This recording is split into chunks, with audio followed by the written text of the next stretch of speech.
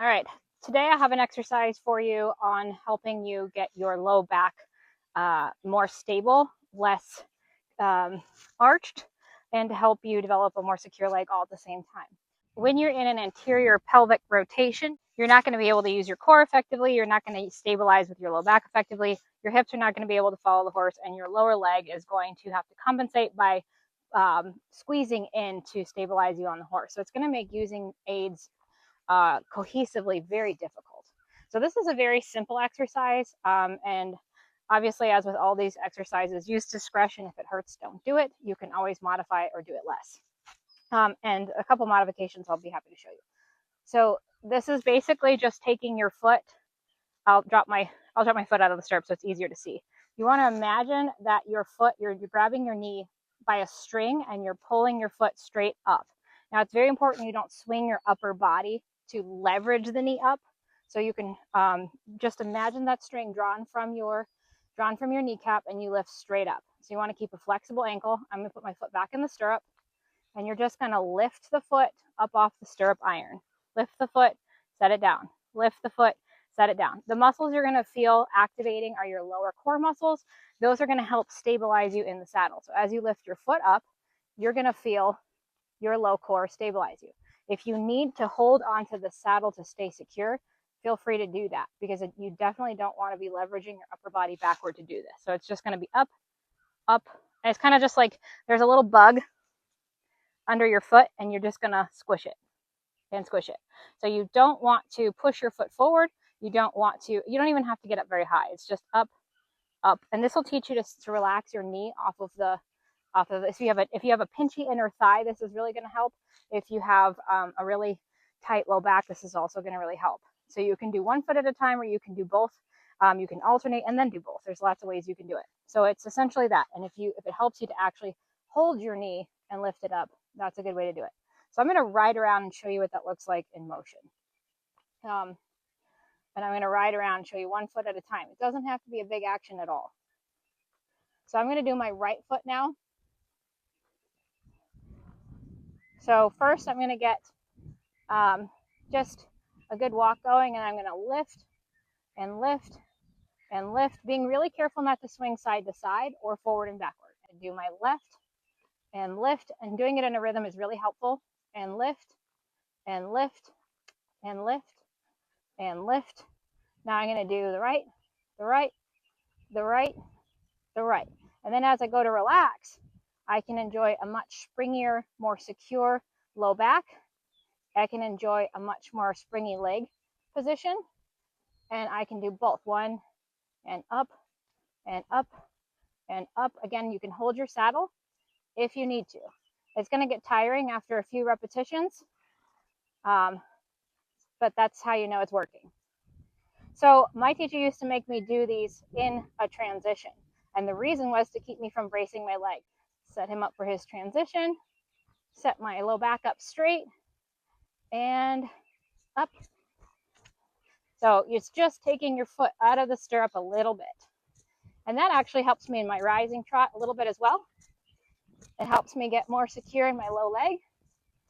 I'm going to come into my downward transition. I'm going to sit and up. I'm going to try that upward transition again. Ready? Up. Oh, those are getting better. And up, and up, and up, and up, and up.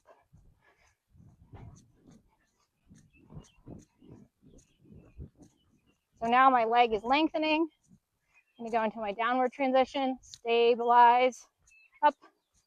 So again, my teacher used to make me do my downward transitions and upward transitions like that so that I wouldn't brace my lower leg. And so that I would follow with my seat as I do them. So I'm going to come around this jump here and set the horse up for a transition and up, up, up, up. So you can make the motion smaller and smaller and smaller. So as the horse rushes in the trot, I just imagine that feeling and it helps me regulate the tempo. So I'm actively doing it right now. I don't know if you can see it. You definitely don't have to do it to that degree.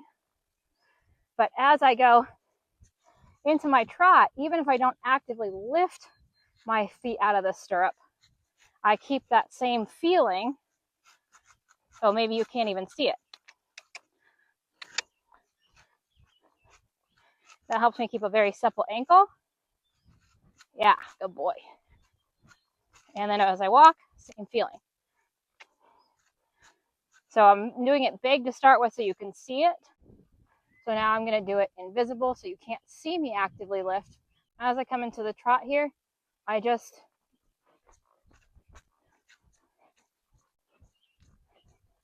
and that actually puts me more securely, ironically, onto the ball with my foot. So it takes more weight down into my stirrup instead of the opposite. Okay, so I'm going to relax and walk. And then again, more invisible. If it gets a little rushy in this trot, I can imagine the same feeling.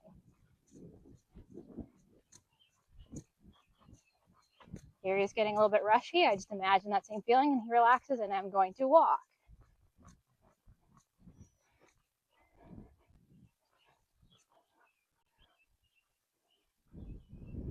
Okay, so one last time. See how my thigh is getting longer and more secure as I do this? I'm going to imagine up. So I'll show you right towards you. I'm essentially doing that. I don't know if you can see that, but then I do it smaller and smaller so my stirrups don't actually swing. So now I am much more level in my low back. My thigh is getting longer. My lower leg is getting more secure and being parallel to a side, so it's not jamming into a side. So I'm going to trot here and up. You might not have even been able to see that, and that's how we know it works. So now his trot tempo is much more regulated. I feel like I can post this tempo. I can keep my thigh really long and secure, and he's much more balanced than when we started. So for downward transition, I'm going to just gently lift my feet, and that's something you can do while warming up. You can have somebody lead your horse. You can do it just stationary. You can do it while riding around like I did.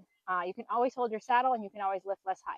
And you might not even get your foot out of the stirrup completely. It might just be a little tap, or maybe even just imagine it happening. You'll feel the effect even if you don't physically lift your foot up.